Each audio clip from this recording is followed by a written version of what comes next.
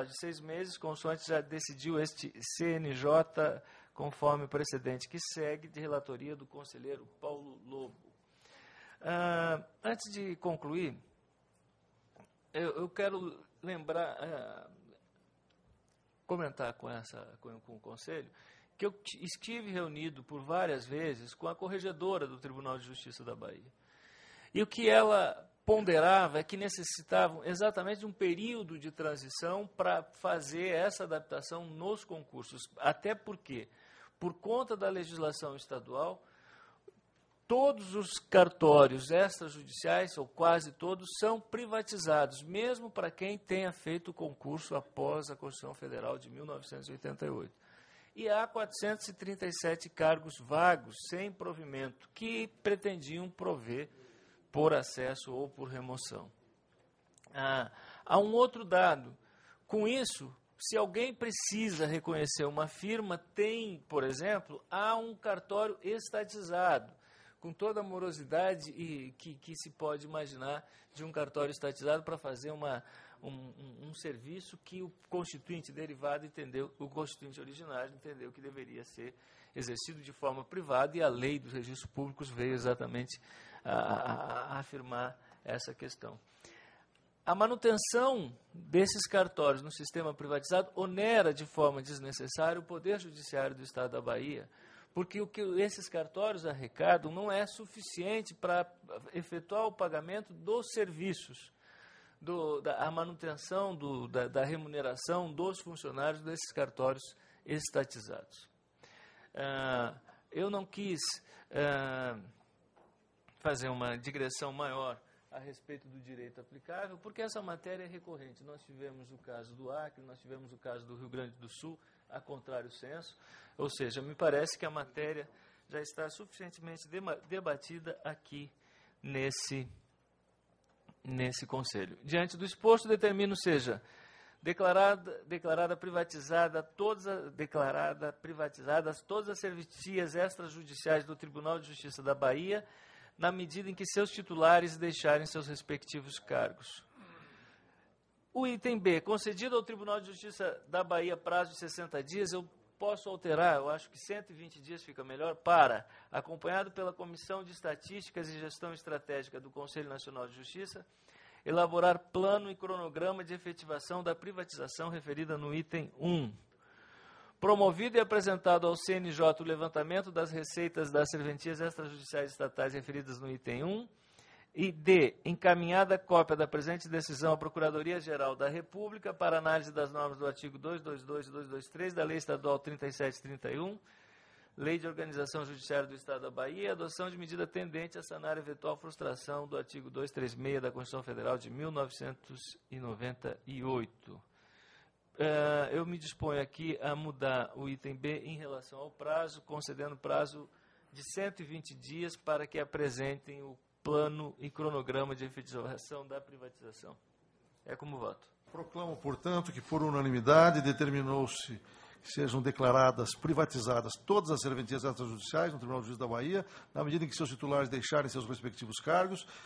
Concedeu-se ao Tribunal de Justiça da Bahia um prazo de 120 dias para, acompanhado pela Comissão de Estatística e Gestão Estratégica do CNJ, elaborar plano e cronograma de efetivação da privatização, que seja promovido, em terceiro lugar, e apresentado ao CNJ o levantamento das receitas das serventias extrajudiciais, e, por fim, que seja encaminhada a cópia da presente decisão à Procuradoria-Geral da República, tudo como propõe Sua Excelência o conselheiro relator. Assim se decide. Recurso administrativo no pedido de providências número 1983. A Associação dos Advogados de São Paulo recorreu contra a decisão de conselheiro do CNJ que não aceitou argumentos em julgamento contra a manifestação de desembargador em artigo divulgado na internet. O magistrado defendeu restrições de acesso dos advogados aos gabinetes de juízes. Vamos conferir o voto do conselheiro Antônio Humberto de Souza Júnior e, na sequência, a decisão do Conselho. Relendo aqui a decisão monocrática, que é objeto de recurso. A Associação dos Advogados de São Paulo, em suma, pede providências contra a manifestação do desembargador em artigo divulgado em sítio na rede mundial de computadores, onde defende restrições de acesso dos advogados aos gabinetes de magistrados. Entende que a posição desafia o texto constitucional, o Estatuto da OAB e a jurisprudência do STJ deste Conselho. Pede subsidiariamente conhecimento do pedido como reclamação disciplinar. relatados decido, tenham como juridicamente inviável a pretensão associativa. Ora, o que se pretende é censurar a manifestação de magistrado em texto de cunho doutrinário, hipótese pela qual não pode ser ele constrangido ou sofrer sanção disciplinar. Loman, artigo 36, inciso 3º. Embora, pessoalmente, não comungue do posicionamento restritivo do referido desembargador, não lhe posso retirar o constitucional direito de manifestar seu pensamento em obras técnicas. Seria estender a disciplina do magistrado ao diâmetro dos direitos fundamentais indissociáveis de qualquer pessoa humana. É em torno de atos concretos, e não de ideias, que seria viável alguma providência saneadora, quiçá até disciplinar, salvo se houvesse excesso de linguagens, o que não se afigura no caso concreto. Assim, correspondendo o ato criticado ao exercício regular de direito institucional legalmente protegido, indefiro liminarmente o pedido. Parece útil, aqui, a transcrição do pedido formulado no requerimento inicial, item 23. Em face do exposto, serve a presente para requerer a instauração do presente pedido de providências, o qual, após instrução, deverá, permissa vênia, ser acolhido, para que o ilustre desembargador Augusto Francisco Mota Ferraz, de Arruda, seja cientificado por esse egrégio Conselho Nacional de Justiça da ilegalidade de sua manifestação pública. Caso Vossa Excelência entenda não ser o caso de pedido de providências, o que se admite somente em atenção ao princípio processual da eventualidade, fica desde já requerido o processamento do presente requerimento como reclamação disciplinar, nos termos do artigo 72 e seguintes do regimento interno deste egrégio CNJ. Vê-se nitidamente que, de fato, o alvo do requerimento inicial fora a suposta ilegalidade de uma manifestação pública consistente na divulgação de um artigo em periódico eletrônico. O juiz se sujeita à censura por seus atos e palavras na vida pública e privada, mas com a exceção de seus pronunciamentos acadêmicos no exercício do magistério ou em obras científicas. Loman, artigo 36, inciso 3º. Não poderia presumir maior alcance ao pedido, nem cogitar de notoriedade da conduta do magistrado requerido. Assim como formulado, o requerimento merecia ele o destino que lhe foi reservado na decisão ora atacada. E por isso, então, estou conhecendo e negando o provimento ao recurso administrativo. Proclamo que, por maioria de votos, vencido o conselheiro relator, Antônio Berto, deu-se provimento parcial ao recurso administrativo para acolher o pedido sucessivo e determinar o processamento do pedido de providências como reclamação disciplinar, encaminhando-a, para tanto, ao Conselho Nacional de Justiça. Pedido de providências 2269. Relator, conselheiro Paulo Lobo. O Conselho Superior da Justiça do Trabalho consultou o CNJ sobre a duração da jornada de trabalho dos analistas judiciários com especialidade em medicina. Vamos conferir.